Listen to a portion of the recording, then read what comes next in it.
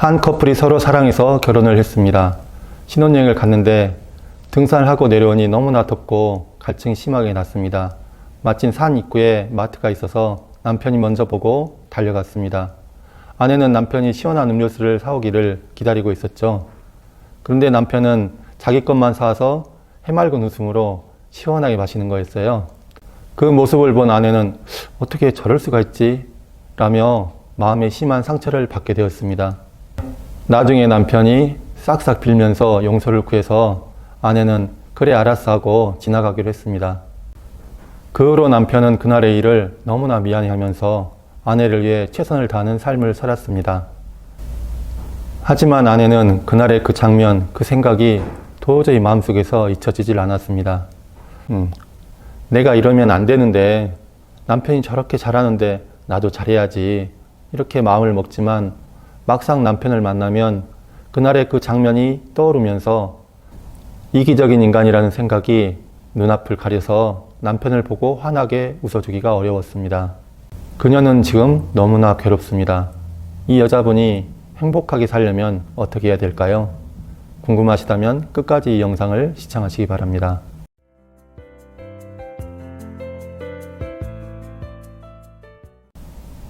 우리가 살다 보면 마음의 상처를 받을 때가 참 많이 있습니다. 부부간에도 그렇고 부모 자식 간에도 그렇고 친구 사이에도 그렇고 때로는 큰일로 때로는 사소한 말 한마디에 큰 마음의 상처를 받게 되죠. 그런데 문제는 그 마음의 상처가 현실 생활에 작용하면서 행복을 방해한다는 것입니다. 우리가 이 마음의 상처들로부터 벗어나 행복하려면 어떻게 해야 될까요? 일반적으로 쓰는 전략들이 4가지가 있습니다. 그 첫 번째는 회피하기입니다. 그 사람을 만나지 않는 것이죠. 그런데 문제는 그 사람이 가족이거나 직장 사람이거나 또는 상황상 만날 수밖에 없는 사람이라면 정말 피할 수가 없는 것이죠. 그리고 설령 그 사람들 피해서 다른 곳에 가서 살더라도 마음의 상처는 다시 받게 된다는 함정이 있죠. 둘째는 대체하는 방법입니다. 대표적인 게 술로 대체하는 것이고 등산이나 운동, 게임 같은 것도 대체하는 방법이죠. 이 대체하는 방법들은 임시적인 방편이지 근본적인 해결책은 되지 않습니다. 왜냐하면 우리가 24시간 1년 365일 술만 마시고 있을 수 없고 또는 등산이나 운동을 하고 나면 다시 생활 속으로 돌아와 현실 속에 살아야 되기 때문이죠. 셋째는 일반적으로 가장 많이 사용하는 방법인데요. 바로 참고 인내하는 것입니다.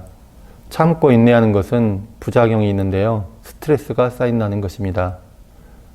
마치 용수철이 누르면 누를수록 더 강하게 튕겨져 나오듯이 참고 인내하는 것은 참으면 참을수록 스트레스가 더 켜켜이 쌓이게 되죠.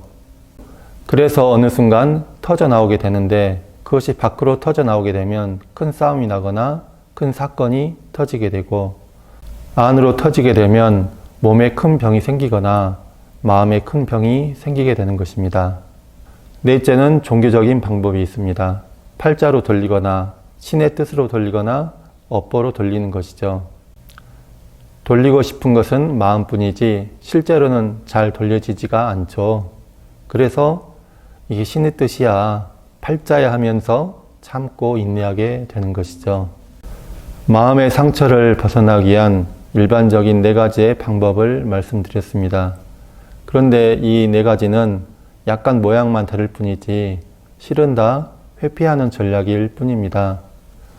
물론 우리가 인생을 살다 보면 너무 힘들면 일단 한 발 물러서서 피하는 것이 필요합니다. 그러나 그것은 정말 임시 방편이지 근본적인 해결책은 될 수가 없고 우리가 영원히 피해서 도망 다닐 수만은 없는 것이죠.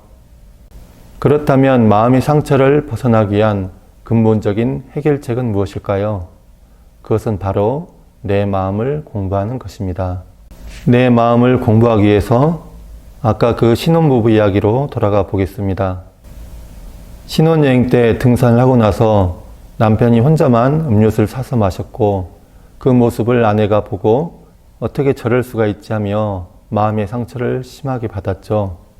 후에 남편이 자기 잘못을 깨닫고 용서를 구했고 아내는 그래 알았어 하며 지나가기로 했죠. 남편은 그 후로 너무 미안해서 반성하면서 아내를 위해 최선을 다하는 삶을 살았습니다.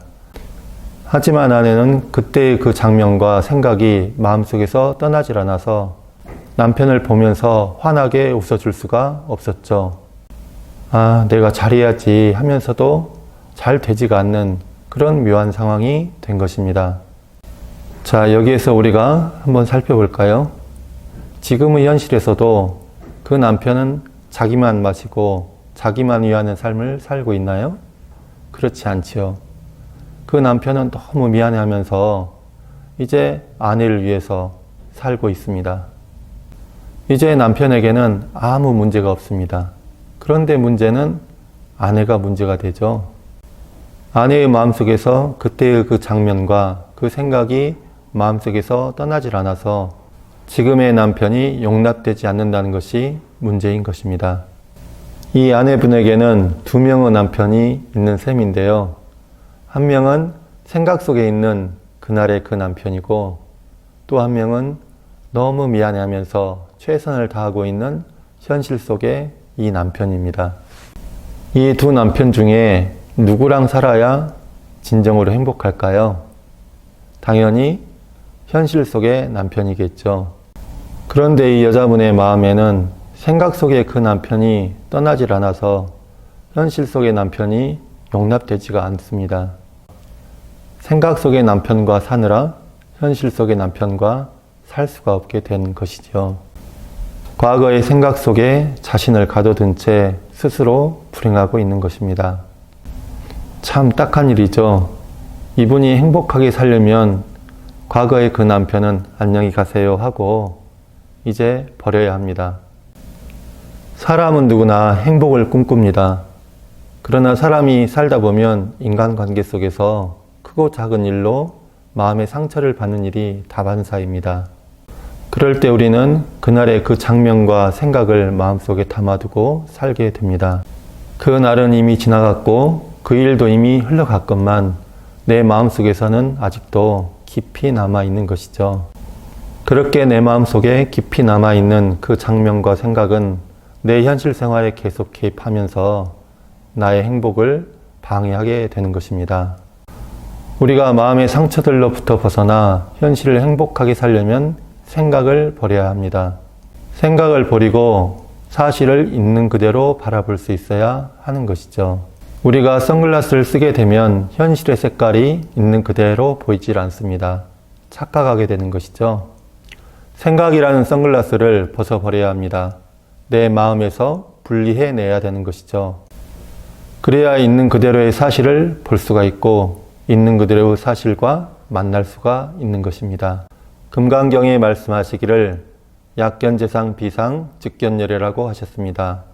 만일 모든 모양이 모양 아님을 본다면 곧바로 열애를 만날 것이다 하는 말씀이죠. 남편이 꼴 저 혼자만 음료수 마신 인간, 아주 나쁜 이기적인 인간, 내 마음의 우지에 그 고정된 모습이 계속 자리 잡고 있는 한 너무 미안해하며 개가천선한 지금의 남편은 보이지가 않게 되죠. 그러면 지금의 남편과의 새로운 만남, 오늘의 만남을 가질 수가 없게 됩니다.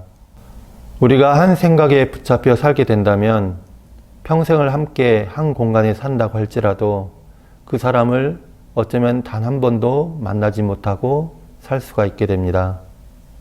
문제는 그 사람이 나 자신이 될 수도 있다는 것이고 아빠도 될 수 있고 엄마도 될 수 있고 내 자식이 될 수도 있고 어쩌면 이 세상 전체가 될 수도 있다는 것입니다. 생각을 내려놓고 사실을 들으십시오. 생각을 내려놓고 사실을 보십시오. 그럴 때 진실과 만날 수 있습니다. 그럴 때 참으로 행복할 수가 있습니다. 어떻습니까? 이해가 되시나요? 너무 어렵게 생각하지 마시고 구독, 알람 누르시고 기다리 교우님과 함께 공부해 나가시게요. 마음 공부 잘합시다.